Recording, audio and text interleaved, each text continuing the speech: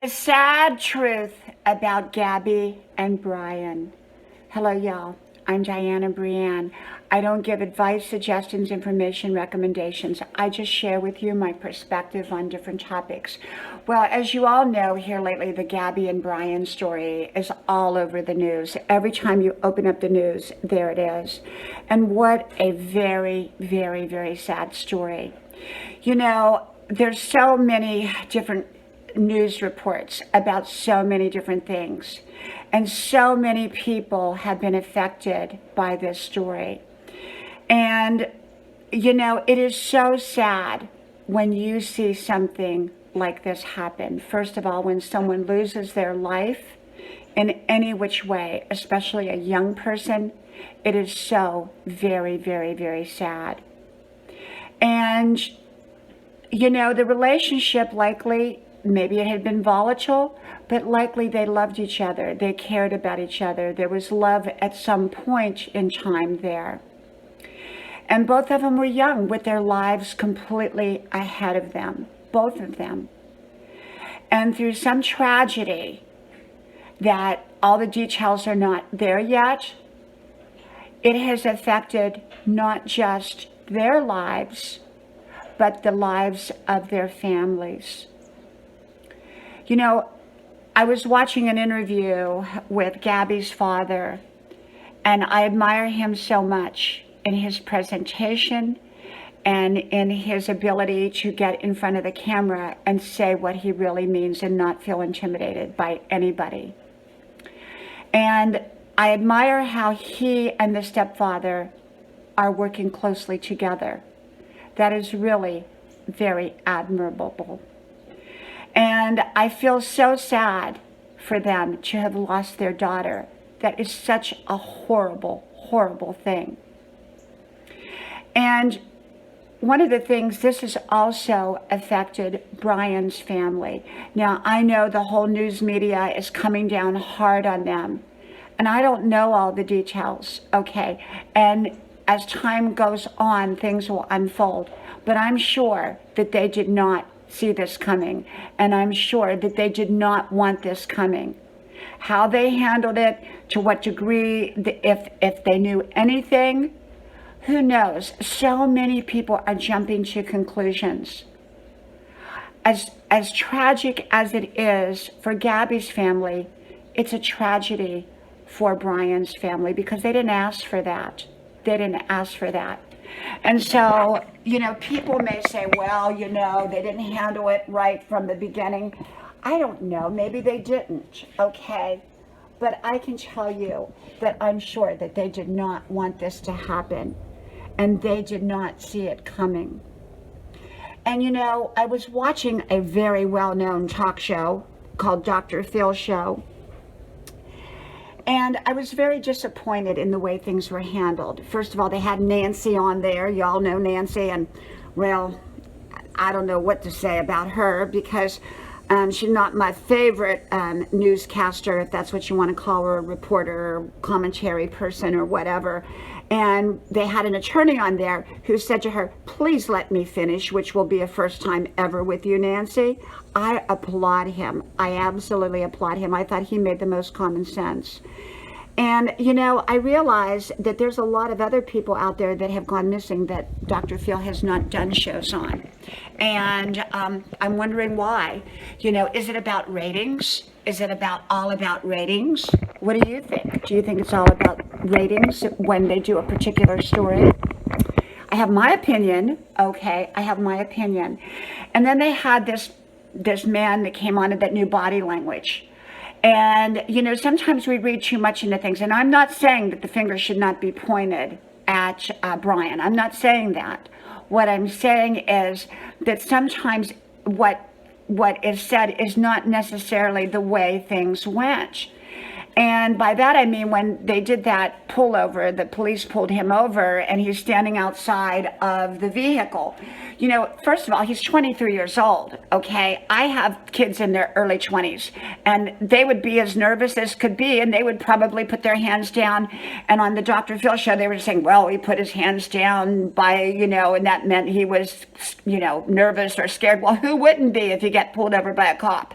You know, if I'm pulled over by a cop, I'm most certainly going to keep my hands down, you know, and I'm most certainly going to be a little bit uncomfortable, okay? I'm not going to be flailing my hands and saying, you know, and sometimes people laugh out of nervousness. We're all different. We all respond. Now, that's not to say that the finger should not be pointed at him. I didn't say that. You're all going to say, oh, you're making him out innocent. And that's not what I said. I'm saying that people get picked apart during times like this when they don't really understand.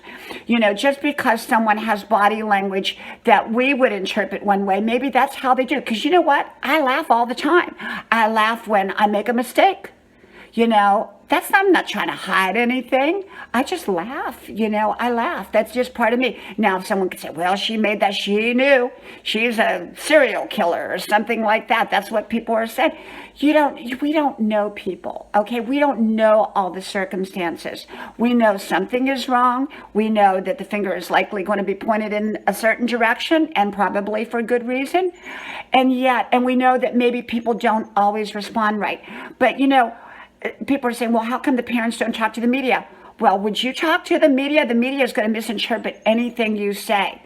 And so, you know, people do become in a defensive posture. And I'm not defending the parents. I'm not defending anybody. I'm just saying, try to look at this common sense wise. Would you talk to the media? Because they're going to twist even the most truthful thing you say. They're going to twist it. And it's not ever going to be to your advantage. And, you know, people have rights. People have rights. Even if they've done something wrong, they have rights. And so, you know, it's just such a tragic situation. Such a tragic situation for Gabby's family. But we have to remember that a lot of people are affected by this. A lot of people are affected by this. But most of all, Gabby, because she's the one that lost her life. But everybody's been affected. And, you know, I think it really brings home that when you're young, you need to be more aware. People think that, you know, you're young, you're just because you turn 18, now you need to be responsible, you can do anything you want. You know, I've read books along the way, and I don't know how accurate it is, but our brains don't really fully develop till we're close to 30. And I don't know how accurate that is, but I think it probably is because, you know, even if I look back on my life, some of the decisions I made in my 20s were not perfect either. So I think when you put people in a pressure cooker or a situation, you know, all kinds of things can happen. So I think we need to be alert and aware to all kinds of situations. And as we go through life, and the younger people really need to be wise in their choices and decisions. And, but the whole thing is just sad. And, you know, I'm rather disappointed in the Dr. Phil show. That's just me. I know everybody loves Dr. Phil, and I have respect for Dr. Phil, but I also kind of feel like, well, with many of his shows, if you don't agree with him, he might, you know, tell you, you can leave. Well, if I was on the show, I'd probably, you know, I don't know, he might ask me to leave and say, well, you don't agree with me, so you can leave. You know, is there free speech on Dr. Phil? I don't know. Is there really free speech on Dr. Phil? I don't know about that. And so what I'm trying to come down to, the point I'm saying is this: it's a tragedy beyond comprehension, okay? It's a tragedy. And anyone that would minimize that tragedy is crazy, because it's a tragedy. And yet this tragedy encompasses so many people.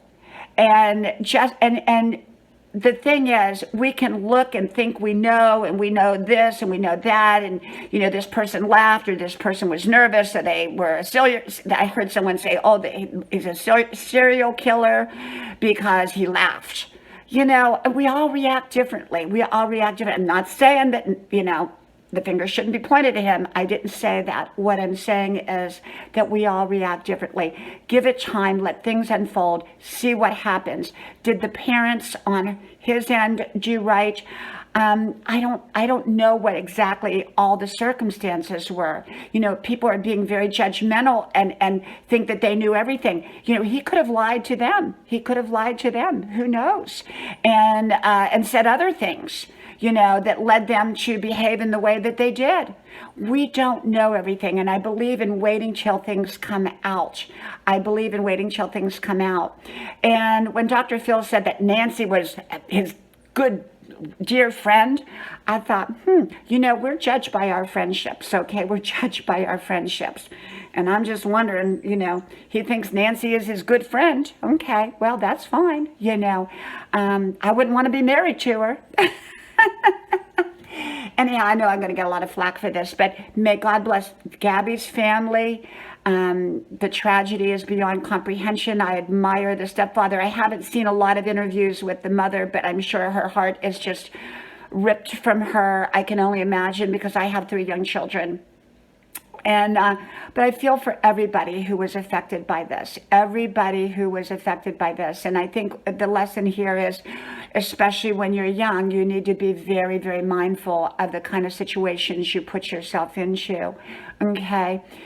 Well, from my house to yours, may God bless you. And I hope to talk to you soon again. And make sure to like, share, and subscribe to all 5 of my channels. Links pinned to the top of the comment section below. And if the links aren't working, just copy and paste, please. Thank you. Bye-bye.